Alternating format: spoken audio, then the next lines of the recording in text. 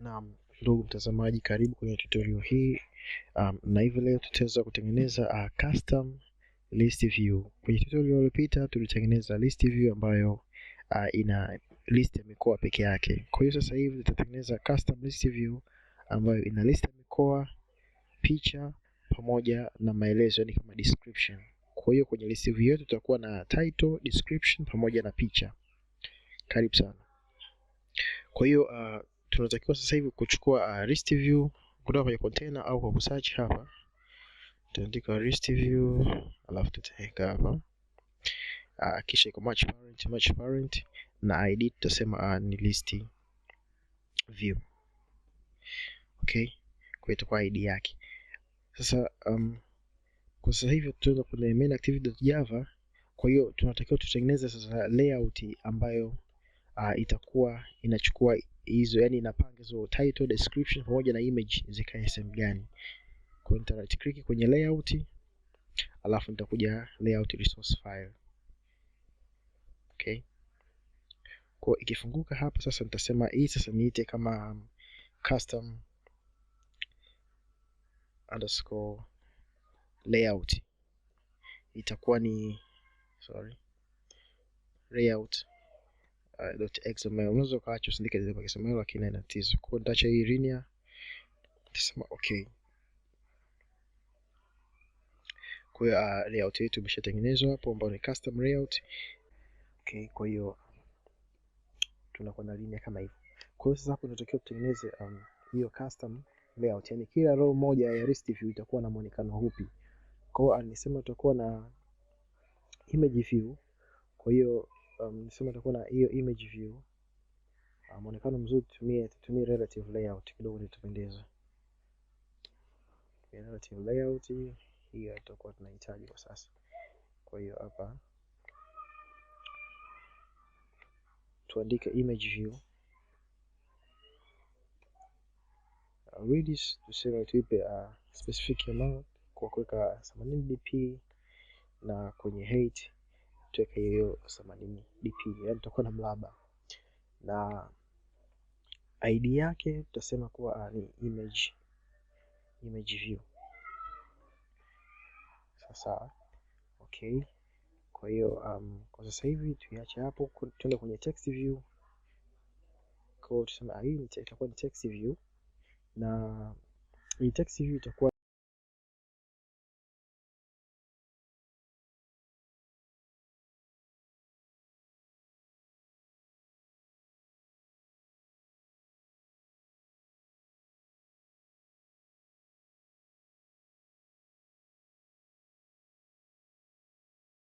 baki. Kwa hiyo kilichobaki hapa kwa image view ni kusema labda margin, so margin end tuipe labda 7 dp. Okay, na margin right margin right tutaipa hiyo 7 dp. Lakini kwa hii layout yetu yote tutakuwa na padding ambayo ni 10 dp kwa hii layout yetu yote. Sawa, kama unavyoona sasa hivi imesogea kutoka huku, kwa hiyo tutakuwa na kitu kama hichi. Okay, kwa hiyo hapa sasa tunatakiwa tuseme text size, tuweke size ya text ambayo itakuwa ni 25 sp kwa sababu hiyo ni title, tutaweka kubwa hivyo. Na text color tukoleze rangi nyeusi, tuseme itakuwa ni nyeusi. Sawa hiyo. Na hii kwa description tunaweza tukaacha ikawa hivyo hivyo au tukaongeza kidogo kusema text size itakuwa ni 20 pixels, pixels sp, sorry. Kwa hiyo kwa hapa sasa hivi tutakuwa tumemaliza upande wa kutengeneza custom layout, lakini tunatakiwa tuweke at least image hapa ili uweze kuiona kwa kuweka attribute inaitwa source src. Na source yetu tutaweka tutachukua @bitmap alafu ile ic launcher. Kwa hiyo imetokea kama hii hapa unavyoiona. Kwa hiyo tutakuwa na list view yetu itakuwa na mfumo kama huu wa picha hapa, heading hapa, pamoja na description hapo chini kama unavyoziona. Sawa, kwa hiyo kwa hapa sasa hivi tutakuwa tumemaliza upande wa kutengeneza hii custom layout. Kwa hiyo tuje kwenye main activity. Kwa hiyo hapa sasa tunahitaji kutengeneza hii hiyo ni list view yetu na tuweze kupopulate data ndani ya list view. Kwa hiyo tutaandika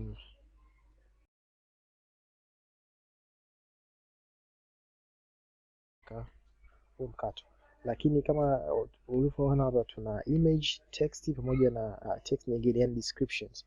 Kwa hiyo kwenye main activity hapa tutakiwa tuandae string array ambayo itakuwa ina head, ina titles au heading. Kwa hiyo nitasema hapa itakuwa ni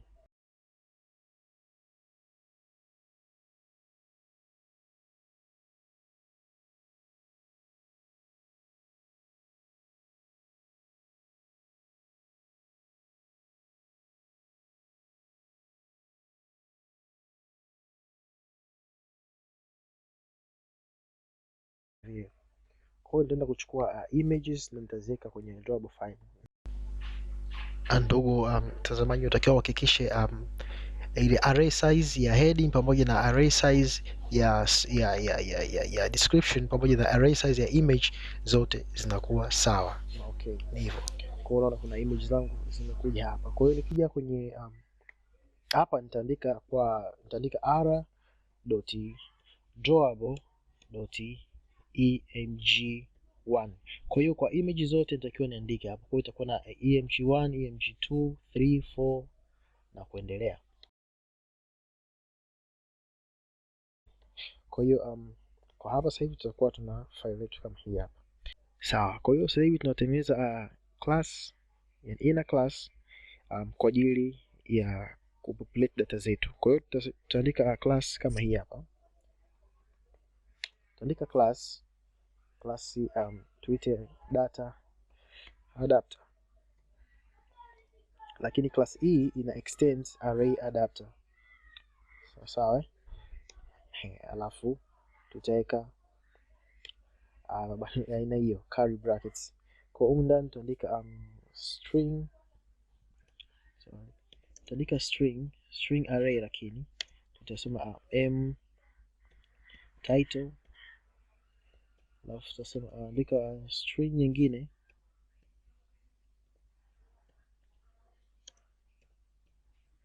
ambayo itakuwa ni m desk, alafu tutakuwa na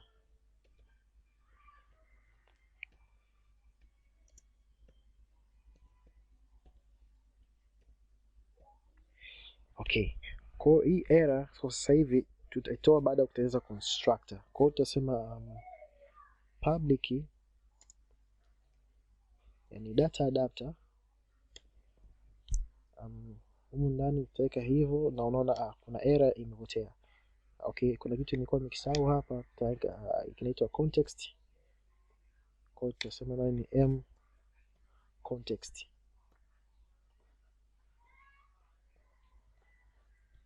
Kwa hiyo sasa hivi hapo tutakuja ku declare hizo context. Tutaandika context, lakini tutatumia tena string, ambayo yenyewe ni title, alafu tutaandika tena string ambayo ni yenyewe desk, alafu tutaandika int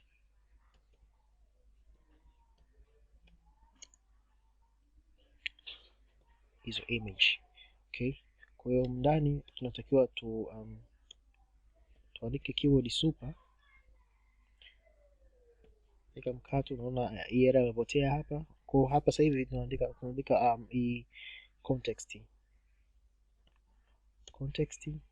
tutaweka mkato, alafu tutaandika r.layout.custom layout, yani layout yetu ambayo hii hapa, alafu tutaandika r.id.title. sawa. Alafu tutakuja kumalizia kuandika hii title hapa. Kwa hiyo tutasema title. Okay, sawa. Kwa hiyo hapa chini sasa tunatakiwa tuziandika tuseme naam.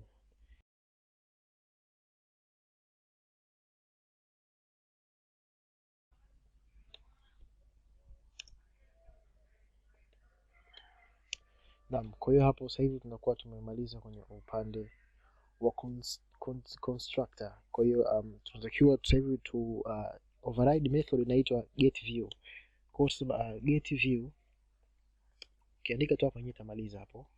Okay, kwa hiyo hapa sasa hivi tunaona tuna position, convert view na view group ambayo as parent. Kwa hiyo hapa sasa kwenye hii hapa tuifute hiyo, return uiache, na hapa sasa hivi tuandike kitu kama hichi kwa kusema layout inflator. Tutasema labda ni inflator sasa na layout inflator then mabano layout inflator, alafu tutasema get application context kama hivyo, alafu tutasema get system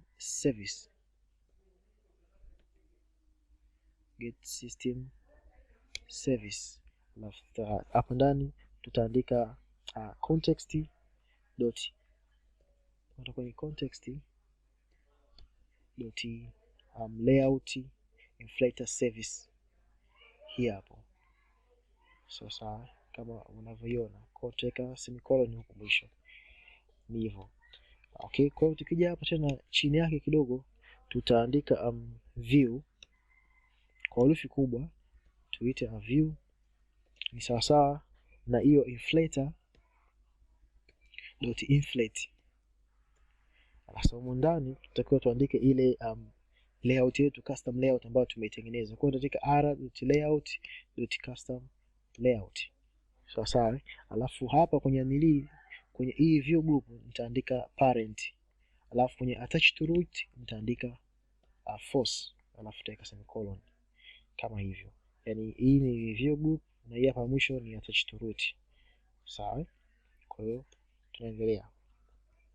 Kwa sasa baada ya kuandika hivyo, hapa chini sasa tunatakiwa tu return hiyo view. Kwa hiyo utaandika view na utaona hiyo error imetoka. Sawa. Kwa hiyo hapa sasa tunatakiwa sasa tupate reference ya hizi image view na text view katika hii main activity. Kwa hiyo tutaandika kitu kama hichi. Tutasema image view,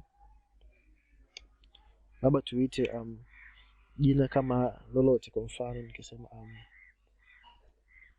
labda my image,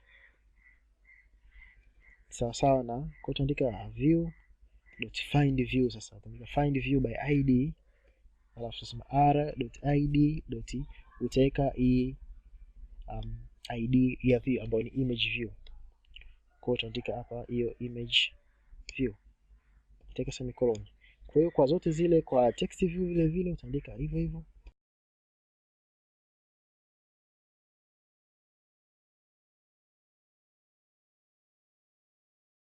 Naam, kwa hiyo kilichobakia hapa sasa hivi ni kuzipa data. Yaani tunasema kwamba kwa mfano kama hiyo my image tutasema set image resource.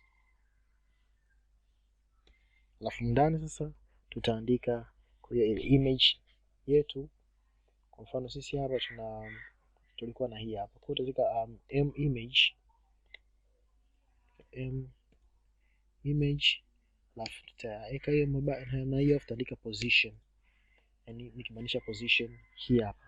Sawa. Kwa hiyo zingine nazo tutaandika hivyo hivyo. Kwa hiyo